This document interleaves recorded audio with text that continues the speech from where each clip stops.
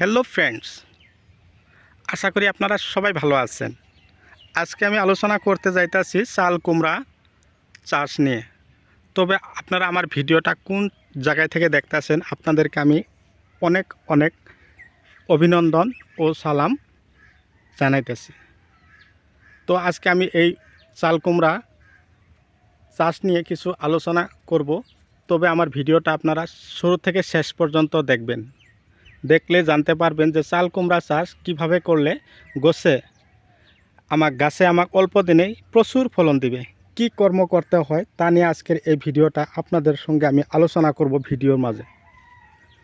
কথা হলো, আপনারা যদি আমার চ্যানেলের নতুন ভিউয়ার্স হিসাবে আছেন তবে আমার চ্যানেলটা সাবস্ক্রাইব করে দিবেন, পাশে থাকা বেল ঘন্টিটা লাহে করে বাজিয়ে দিবেন, যাতে এরকম উন্নত ধরনের খেতিবাতির চাষ করার ভিডিও নোটিফিকেশন আপনারা প্রত্যেক দিনে একটা একটা মোবাইলে নোটিফিকেশন পেয়ে থাকেন।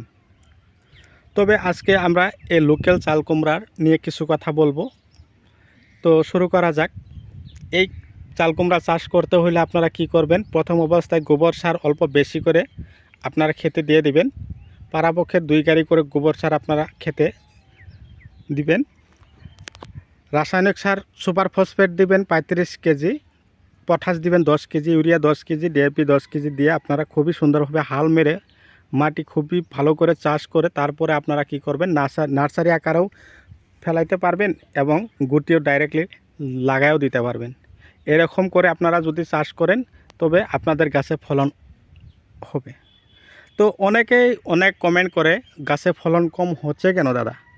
তবে আপনাদেরকে আমি একটা কথা জানিয়ে দিতেছি, আপনারা খুবই ভালো করে জানবেন, গাছে যাতে কোনো ধরনের ভাইরাস না লাগে, পাতগুলো যাতে হলুদ বর্ণের না হয়, আগাগুলো যাতে কুচরি না মারে, তা নিয়ে আপনাদেরকে কয়টা ওষুধের নাম আমি বলে দিতেছি। তবে আপনারা এই ওষুধ কয়টার নাম মনে রাখবেন এবং সেগুলো ওষুধ আপনারা খেতে দেওয়ার জন্য প্রস্তুতি নেবেন। সেই ওষুধগুলো হলো দাহাত, ডাস্টার, লোব্রিও, লক্ষন্দি, ইনসেকটিসাইড, আর লক্ষন্দিটা হলো ফাঙ্গিসাইড, কন্ট্যাক্ট ফাঙ্গিসাইড। এই কয়টা ওষুধ আপনারা কি করবেন, অ্যাডভান্স করে আপনারা কিনে ঘরে রাখবেন চাল কুমড়া চাষ করতে হলে। এবং বহুতে কমেন্ট করে, দাদা গাছে ফলন কম হচ্ছে কেন?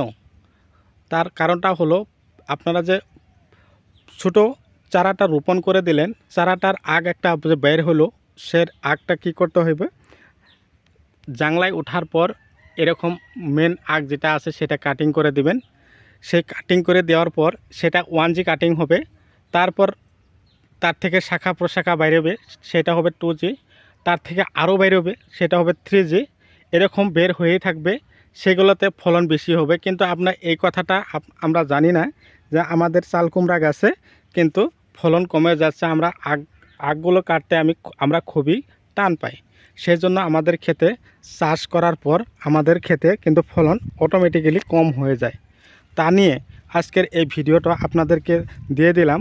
তবে আপনারা কি করবেন, এই পদ্ধতিটা অবলম্বন করে আপনারা চাল কুমড়া চাষ করবার জন্য প্রস্তুতি নেবেন। তো ভিডিও এরকম আজকে পর্যন্ত এখানেই শেষ করলাম। পরবর্তী ভিডিওতে আবার আপনাদেরকে পাওয়ার জন্য আশায় রাখলাম।